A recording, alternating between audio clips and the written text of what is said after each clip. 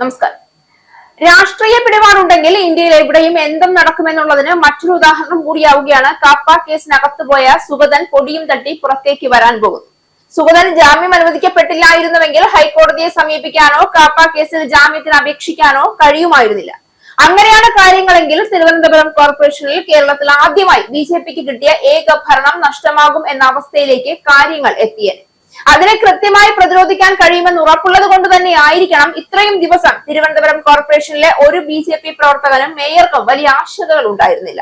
സുഗതന്റെ പേരിൽ ആരോപിക്കപ്പെട്ടിരുന്നത് ചെറിയ കുറ്റങ്ങളായിരുന്നില്ല. എന്നിട്ട് പോലും കോർപ്പറേഷനിൽ സത്യപ്രതിജ്ഞ ചെയ്യാൻ വേണ്ടി ഹൈക്കോടതിയെ സമീപിക്കാൻ കഴിയുന്ന തരത്തിൽ സുഗതന് ഒരു ദിവസത്തെ ജാമ്യം അനുവദിച്ചുകൊണ്ട് കോടതി ഉത്തരവായിരിക്കുന്നത്. കാപ്പ ചുമത്തപ്പെട്ട് ജയിലിൽ കഴിയുന്ന തിരുവനന്തപുരം കോർപ്പറേഷനിലെ ബിജെപി അംഗം സുഗതന് ഇടക്കാല ജാമ്യമാണ് അനുവദിച്ച് ഉത്തരവായിരിക്കുന്നത്. 2 കേസുകളിലാണ് സുഗതന് നെടുമങ്ങാട് ഫസ്റ്റ് ക്ലാസ് മജിസ്ട്രേറ്റ് കോടതി ഇടക്കാല ജാമ്യം അനുവദിച്ചത്. ജൂലൈ 13 വൈകിട്ട് 5 മണി മുതൽ ജൂലൈ 14 രാത്രി 9 മണി വരെയാണ് ജാമ്യം.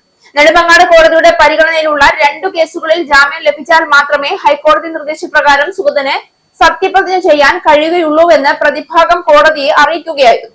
കാപ്പ പ്രകാരം ജയിലിൽ കഴിയുന്നതിനാൽ ആ വകുപ്പ് പ്രകാരമുള്ള ഇളവ് കൂടി ലഭിച്ചാൽ മാത്രമേ സുഗതന് പുറത്തിറങ്ങാനാവൂ. അത് ഹൈക്കോടതിയിൽ നിന്നാണ് ലഭിക്കേണ്ടത്. കാപ്പ കേസിന് കാരണമായ കേസുകളിലാണ് ഇപ്പോൾ സുഗതന് ഇടക്കാല ജാമ്യം ലഭിച്ചിരിക്കുന്നത്. ഇനി കാപ്പയിൽ ഇളവ് ലഭിക്കാൻ സുഗതന് ഹൈക്കോടതിയെ സമീപിക്കാനാകും. നഗരസഭയിലെ മാരാട്ടുകോണം വാർഡ് കൗൺസിലറാണ് സുഗതൻ. കേസിലെ അന്തിമ വിചാരണയോ കുറ്റക്കാരനാണോ അല്ലയോ എന്നതിനെ കുറിച്ചുള്ള തീരുമാനമല്ല ഈ ഉത്തരവ്. മറിച്ച് അന്വേഷണവും തുടർ നടപടികളും നിലനിൽക്കുന്നതിനിടയിൽ കോടതി നൽകിയ താൽക്കാലിക നിയമപരമായ ആശ്വാസമാണ് ഇടക്കാല ജാമ്യം. ഒരു കോടതി വിധി, ഒരു ഇടക്കാല ജാമ്യം, അതിനു പിന്നാലെ പൊട്ടിപ്പുറപ്പെടുന്ന രാഷ്ട്രീയ പോര്. കോടതി മുറിയിൽ അവസാനിച്ച ഒരു നിയമ നടപടി പുറത്തേക്ക് ഇറങ്ങുമ്പോൾ പലപ്പോഴും അത് രാഷ്ട്രീയ ആയുധമായി മാറാറുണ്ട്. നെടുമങ്ങാട് കോടതിയുടെ ഏറ്റവും പുതിയ ഇടക്കാല ജാമ്യ ഉത്തരവും അതേ വഴിയിലൂടെയാണ് ഇപ്പോൾ സഞ്ചരിക്കുന്നത്. നിയമം അതിന്റെ വഴിക്ക് നീങ്ങുമ്പോൾ രാഷ്ട്രീയം അതിന്റെ വ്യാഖ്യാനങ്ങളുമായി രംഗത്തിറങ്ങുകയാണ്. പ്രതിപക്ഷ രാഷ്ട്രീയ നേതാക്കളും വിമർശകരും ഉയർത്തുന്ന പ്രധാന ചോദ്യം ഇതാണ്: രാഷ്ട്രീയ സ്വാധീനമുള്ള കേസുകളിൽ അന്വേഷണം, അറസ്റ്റ്, ജാമ്യം എന്നീ ഘട്ടങ്ങൾ പലപ്പോഴും കേവലം പ്രഹസനമായി മാത്രം മാറുന്നത് എന്തുകൊണ്ടാണ്? സാധാരണക്കാരനും രാഷ്ട്രീയ പിടിപാടുള്ളവർക്കും നിയമത്തിൽ 2 തട്ടുണ്ടാവുന്നത് എങ്ങനെയാണ്? ഇവിടെ ഏറ്റവും പ്രധാനപ്പെട്ട കാര്യം കോടതിയുടെ ഉത്തരവിനും രാഷ്ട്രീയ പ്രതികരണങ്ങൾക്ക് ഇടയിലെ വ്യത്യാസം തിരിച്ചറിയുക എന്നതാണ്. കോടതി തെളിവുകളും നിയമവും അടിസ്ഥാനമാക്കിയാണ് ഇടക്കാല ജാമ്യം അനുവദിക്കുന്നത്. എന്നാൽ രാഷ്ട്രീയ പാർട്ടികൾ ആ തീരുമാനത്തെ തങ്ങളുടെ കാഴ്ചപ്പാടിലൂടെ വ്യാഖ്യാനിക്കും. ജനാധിപത്യത്തിൽ അത് സ്വാഭാവികമായ രാഷ്ട്രീയ പ്രക്രിയയാണ്.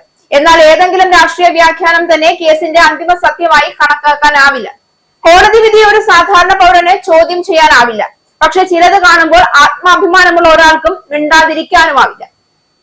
കേന്ദ്രം ഭരിക്കുന്ന പാർട്ടിയുടെ അണികൾക്ക് കേന്ദ്രത്തിലും കേരളത്തിലും എന്തു വേണമെങ്കിലും ചെയ്യാമെന്നുള്ളത് ഇതോടുകൂടി വ്യക്തമായി.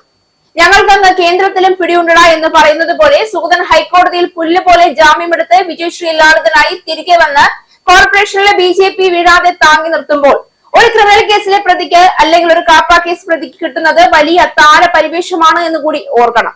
അണികളും ഇതൊക്കെ കണ്ട് ഇതേ വഴി തിരഞ്ഞെടുത്താലും അത്ഭുതപ്പെടാനില്ല.